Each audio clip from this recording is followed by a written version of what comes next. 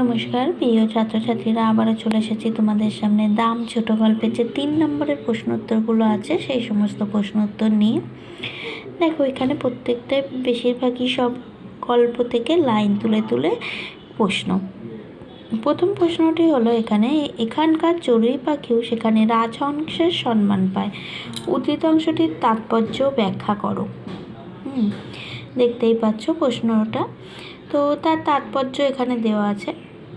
Next 2 নম্বরে বলেছে, দেখো, আর হল ফাটানো হাততালিতে কান বন্ধ হওয়ার জো। এই হল ফাটানো হাততালির কারণ কি?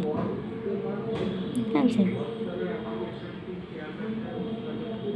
3 নম্বরের প্রশ্নটা দেখো, আমার মতো নগণ্যের পক্ষে ততই সুখাবহ।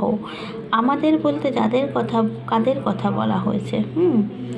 তাদের কাছে কোন বিষয়ে সুখবহ? এটা লিখতে হবে। তো এখানে 3টে প্রশ্ন দেখতে পাচ্ছ। এই 3 নম্বর প্রশ্নটা সেটা সবটুকু ওইখানে নেই, এখানে কিছুটা আছে, দেখতেই পাচ্ছ সেটা।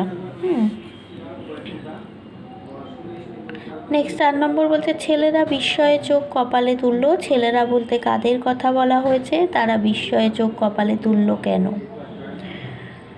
তারপরে 5 নম্বরে বলছে, এটাকে এদিক ওদিক করে চালিয়ে দিই।